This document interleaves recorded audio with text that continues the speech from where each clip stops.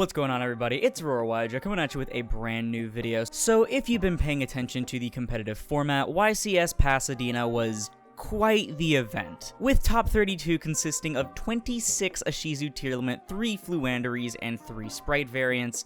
It's not hard to say that we're in a tier 0 format right now. Basically, if you're not playing the best deck, or a deck made to counter the best deck, you're probably going to be in for a bit of trouble. And that's quite convenient on my end, because if you follow me on Twitter, which you should totally do for news, channel updates, shitposts, and more, you'll know that lately I have been running Floowandereeze. So Floowandereeze is such a good deck this format for a few reasons. Firstly, obviously, it's the being able to use Dimension Shifter. Dimension Shifter is super powerful this format, and in combination with a card like Barrier Statue of the Stormwinds, it's going to be very hard for your tier limit Ishizu opponent to actually play the game properly. Combine that with the insane resource game that the deck has, even when getting its deck milled, and it's going to be very hard to get this deck to stay down, because every turn, including yours preferably, it's going to be trying to update its resources and continue to build its board greater and greater. I've played many different versions of Floowandereeze over the past few weeks. I've been trying a bunch of different ones, such as Dogmatica, which utilizes the extra deck in ways such as dumping Natus, or dumping other things like Garura, in order to get free advantage off of the effects, while also being able to utilize Dogmatica Punishment. I've also tried the Samorg package, consisting of the Samorg Bird of Perfection, as well as the Elbor's Field spell for Samorg, which is really good for protecting you from Ash Blossom, as well as giving you additional extension in the form of an extra normal summon, and requiring less tributes for your monsters. Not to mention, it also gives them a 300 attack and defense boost, which can come up against things like Final Sigma, which the deck can have trouble outing. I think, though, that I finally settled on a build that I really enjoy. It's actually taken a lot of inspiration from Michael, the person who got second place at YCS Minneapolis with Floowandereeze, that being going second Floowandereeze. You may think it's very hard to go second in this format right now, and while I'm inclined to partially agree, you'll see why exactly this deck can be really strong in the right hands. I don't want to rant for too much longer, though. Let's go ahead and get right into my Floowandereeze deck profile for the November 2022 format post YCS Pasadena. Starting off, we have the small bird lineup, and almost everything you're going to be seeing in terms of the actual Floowandereeze cards is going to be pretty standard as a heads up. Starting off, we have 3 copies of Floowandereeze and Rabina, 3 copies of Floowandereeze and Eaglin, 1 copy of Floowandereeze and Stree, and 1 copy of Floowandereeze and Toucan. So again, for the Floowandereeze monsters, this is pretty standard. You really only need 3 copies of these two, and 1 of each of Stree and Toucan. I've actually considered a second copy of Stree, due to the amount of milling that your deck is going to be receiving in the hands of the Ishizu cards if you don't open Shifter, as well as just the general usefulness it has against graveyard decks, especially considering tier as well, but it's something that'll require a little bit more thorough testing. To wrap up the small birds, we have 1 copy of Barrier Statue of the Stormwinds and 1 copy of DD Crow. So something that Michael of YCS Minneapolis, I'm sorry I keep forgetting his last name, I just don't have the video open anymore, he actually said he wished he would have ran 2 Barrier Statue, and it's a sentiment that I'm actually finding myself agreeing with, because there's a lot of times that the Barrier Statue will die, and you have no way to put it back, especially if you banish it off of like Advent. And so having the second one, especially after your opponent thinks they outed the first one, and then just surprise smacking it down on top of your board again, is going to be really strong, and it's something that I very much want to try out when I can get my hands on a second one. The DD Crow isn't too necessary given that you're already playing Shifter, but it is a great alternative and a backup in case you don't draw it, and it's also a good thing to add off of Rabina in like late game or even in early game if you already draw your other low-level birds that you don't need to search. Onto the bigger birds, we have 2 copies of Floowandereeze and Empen, 1 copy of Rise of the Mega Monarch, and 1 copy of Mist Valley Apex Avian. Again, very standard here. You want to play 2 Empen because not only is Empen not a once per turn fun fact, but also it's really good in cases such as evenly matched where you'd rather keep your Dreaming Town, just go ahead and get rid of the Empen. It's good for late game, getting you access to things like Advent of Adventure and Unexplored Winds, and it's just a really damn good card all around. You also just have the Ryza here. Ryza, as you could probably see from some of the Pasadena feature matches, especially with, hey, another Michael, this card is insane. Being able to both stop tier effects like Stree, as well as also being able to break boards in a massive sense, and actually being able to use Empen as a full tribute, which is something that I didn't even think of until Michael actually did it on stream at Pasadena, and that was something I thought was amazing. I just never like really cared about the 1 tribute monster effect for it, because I never thought it would come up, but it is really good if you need to get it on board and your opponent has to deal with like barrier statue or something.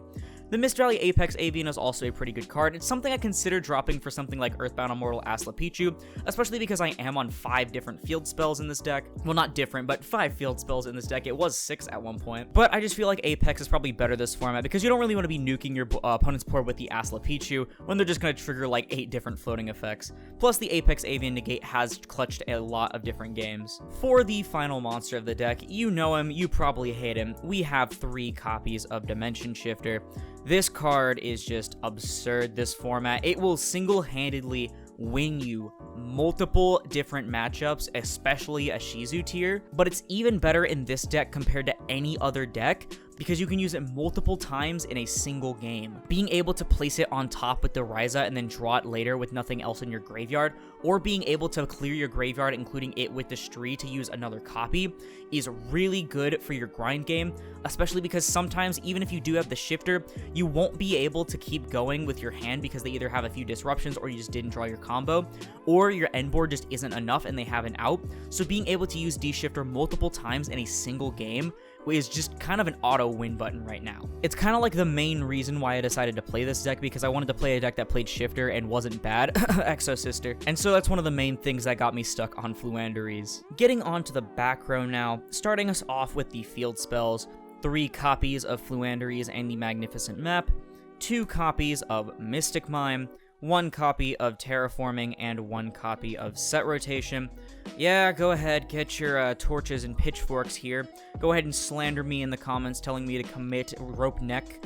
But Mystic Mine's kind of like a necessity this format if you can play it. And by if you can play it, I mean just play it, because any deck can use it right now. Fun fact, I actually managed to Mystic Mine deck someone out a few days ago at locals because they were on Stun Eldritch and their only out was Conch, and I managed to get rid of all of their Conchs, and on one of them, I Book of Mooned his Golden Lord so that the Conch wouldn't be able to pop, and that was just something I find really funny. He was so stubborn and not just scooping, and he actually would have won the deck out by 1 card if he wouldn't have searched for no reason off the Cursed Eldland. It was so funny. But yeah, Mystic Mine is mostly there as a stall card to get access to your engine, because like if you don't have access to your engine, you're screwed, so you just kind of plop this down and then pray. Or you can use it to just bait out Omni Negates, Tier Limits Crime, Wandering Griffin Rider for the adventure decks, totally awesome, obviously. It's not really supposed to be a win con, it's mostly just like a, hey, get rid of this now so I can use my other cards safely. So next up we have 2 copies of Advent of Adventure and 1 copy of Book of Moon. So before you say anything, this is not a like stylistic choice. I'm not doing this on purpose. I just don't currently own a 3rd Advent of Adventure. Literally everyone suddenly just does not have any at my locals, and the one guy I know who has like 5 hasn't been showing up with my luck, so that's just really unfortunate for me. But yeah, this would probably be 3 Advent of Adventure, but Book of Moon actually has had some applications for me. Again, the Golden Lord thing that I mentioned with the Conquistador, but also in situations like your opponent swings at your barrier statue with like a normal summon monster, you can go ahead and Book of Moon their normal summon, flip it face down, and now they can't swing at it, and it can help book some monsters that may be a little bit too big for your things like Ryza. Otherwise though, it should definitely be a 3rd Advent of Adventure. I just don't currently have a 3rd one in my possession at the moment. Finally, we have the 1-0s with the 1 Unexplored Winds and the 1 Dreaming Town. I'm actually on the main deck Unexplored Winds. I know some people are citing it, but I think this card is just insane right now. This is your out to like almost any problematic card, and the easiest way to board break without something like Evenly Matched or Lightning Storm or like a traditional board breaker in your hand. Like if you open this plus your combo going second, your opponent either has to deal with this immediately, like a lot of my opponents have been, or they're going to suffer the consequences of you getting like 3 tribute summon monsters on board, 3 of the tributes being their cards. I had a Sprite player actually, not last night, but the night before as of recording this, look at it when I told him that I was using his face down card, like absolutely stunned that it used any card and not just monsters.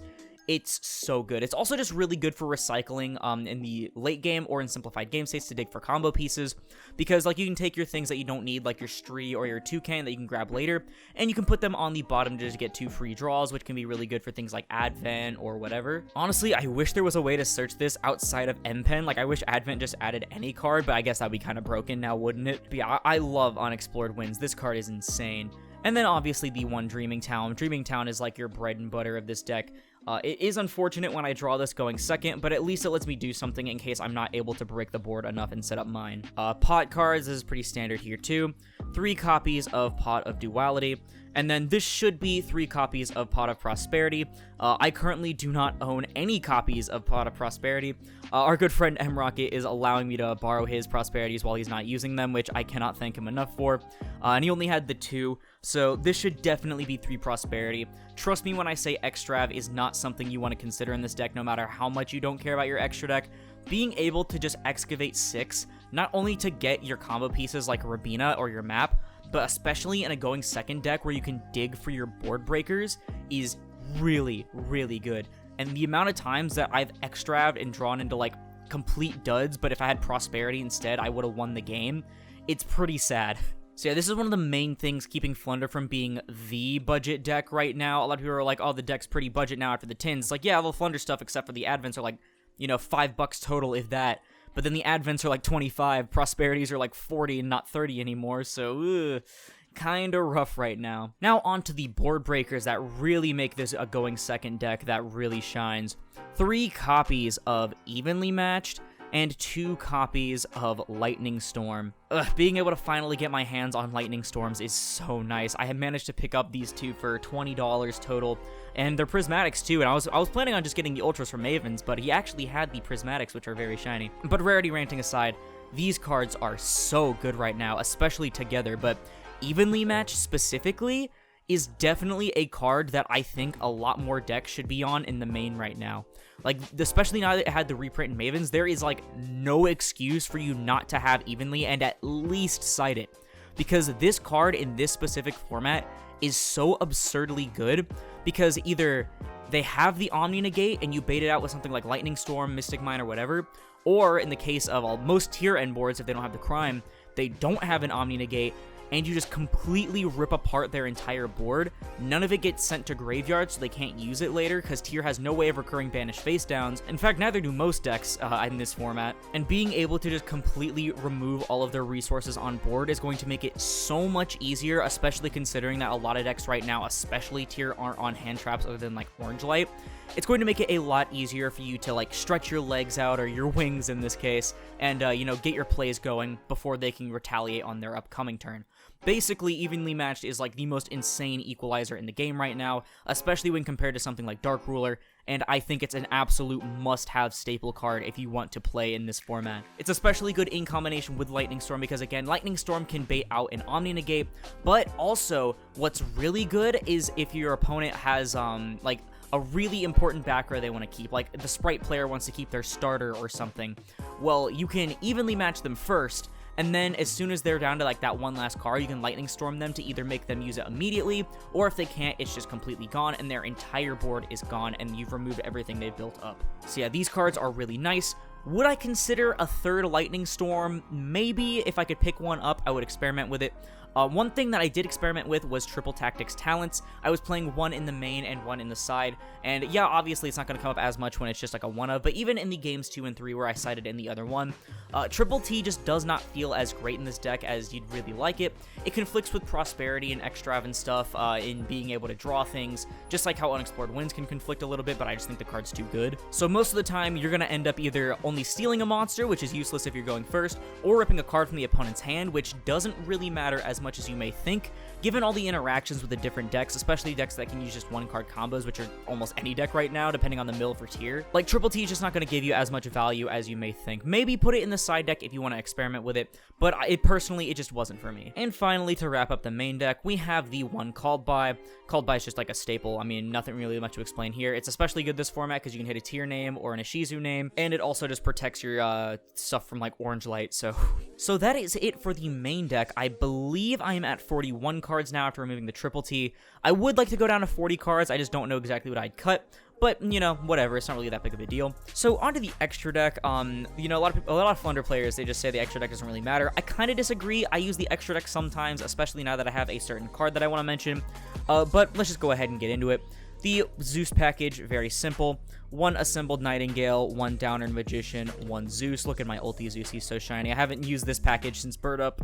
Yeah, very standard here. Probably the thing that you think you're going to make most in this deck, which is pretty accurate overall, even though it doesn't come up very much, especially this format, because if you just wipe a tier end board, you're going to trigger a bunch of different effects. My favorite card from the extra deck, though, to actually use now that I have it, is Relinquished Anima.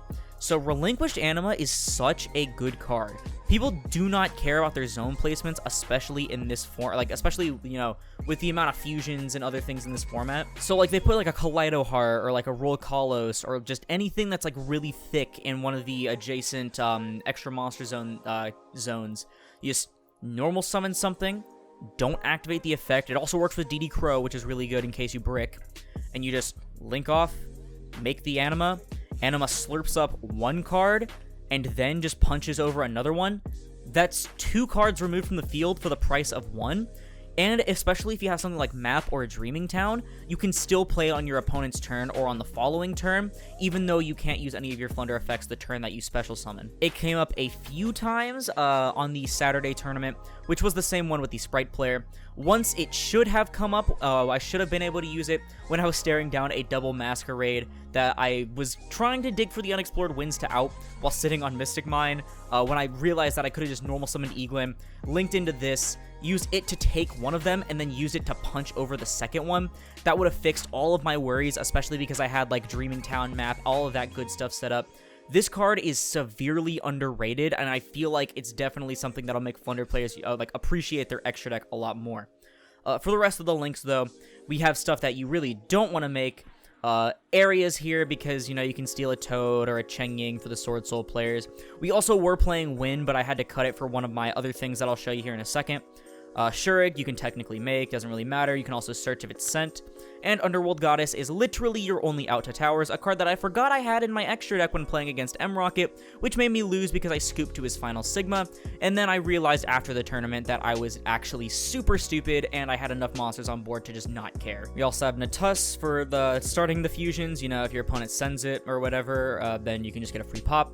Garura also falls along this line because it's a free draw, but he also falls along a different line that I'll mention here in a second, and that is going to be Cherry's target. So he's a good Cherry's target because, you know, Super Poly is a bitch, but pretty standard ones here.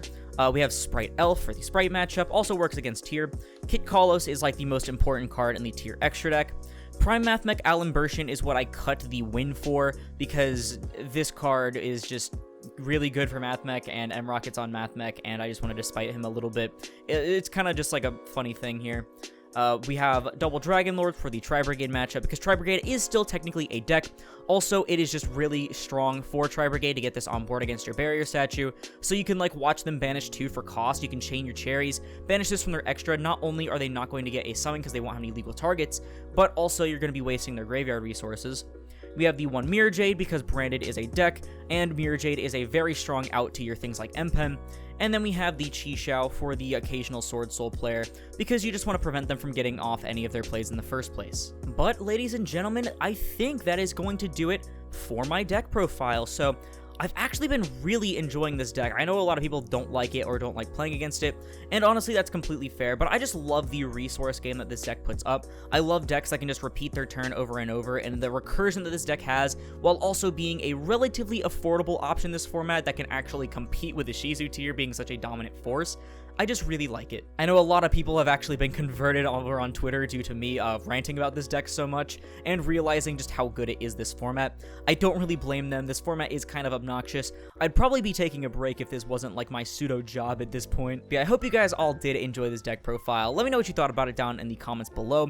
Also, let me know if you're playing Flunder this format, or just tell me in the comments what deck you are playing this format, because I did ask this on my tier list video, but I really want to know what people are playing this format if they are, because this is just such an awkward format right now to play competitively if you can't afford a Shizu tier. So just let me know down in the comments below, because once again, that's going to do it for the video.